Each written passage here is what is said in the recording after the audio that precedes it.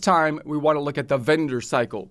So the vendor cycle you can think of as in overall, in essence, it's the cycle where the money is ultimately going out of the company in order to help to generate revenue, typically for expenses, things like the utility bills, the telephone bill, the internet, and so on and so forth.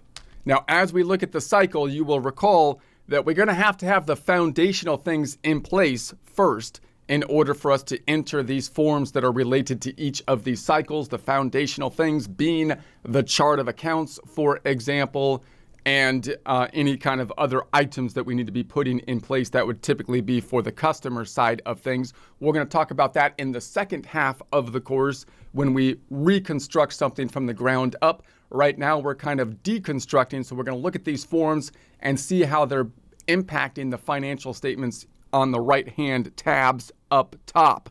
So you'll note that first, some terminology. When we think about the vendors, that's going to be the people that we buy stuff from. So from our perspective, from a cash perspective, ultimately money is going to be going out from us in order to purchase things. The reason we purchase things is because we need to use them for our goal in a business sense, that being revenue generation. Now, notice in normal parlance, we are also vendors because you can think of it as both sides of the table. So we actually sell stuff. In our case, in this case, we're a landscaper, so we sell our services for landscaping, and so we also sell things. But when we're thinking about the QuickBooks terminology, we have to think about one side of the table. So in a more broad sense, when you say vendor, you might talk about someone who sells things, and oftentimes we're thinking about physical things rather than possibly services. But from a QuickBooks terminology, we're thinking about the side of the table where we are buying things from a vendor, and therefore ultimately it's going to be money going out for the purchase of those things.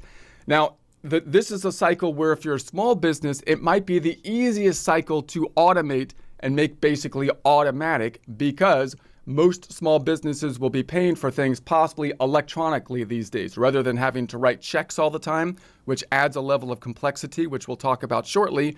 You might have electronic transfers to pay the utility bill, the phone bill, and so on and so forth, making it easier to record those with bank fees because there's not a big timing difference, and therefore you can basically automate the process, paying all of your vendors basically with an expense form, but rather than you entering the expense form when it happens and then reconciling it to the bank account, you just wait till it clears the bank account.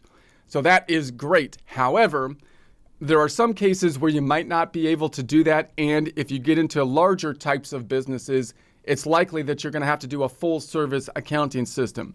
The reason I don't call that a full service accounting system is because basically in a full service system, you would enter the information on our side in the books, and then the bank would be doing their thing on the cash going out on their side. We would reconcile the two with a bank reconciliation, and that would give us double assurance. It's a huge internal control. If we just wait for something to clear the bank, get the information from the bank in order to record it, we're doing a lot less of an internal control. We're just dependent on the bank as opposed to having two different people record things. Now, again, for a small business, we're going to do that because it's easy to do that, and we have fairly good reliability on the banks given the speed of transactions and so on and so forth. But for larger businesses, you're going to more likely have to deal with accounts payable, meaning we're going to enter a bill type of form, and that is because larger businesses are going to want to hold on to their money as long as possible. For example, if you're paying a $75 utility bill for a sole proprietorship, it doesn't matter if I pay it today or, at the very last day, 15 days from today. But if the bill was $7,500 and or I had thousands of those bills, holding on to that money for another 15 days could greatly increase my cash flow and have a time value of money impact given the fact of inflation, right? For a small business with small transactions and a small number of transactions, the impact of 15 days is possibly not relevant, and therefore we can kind of ignore it.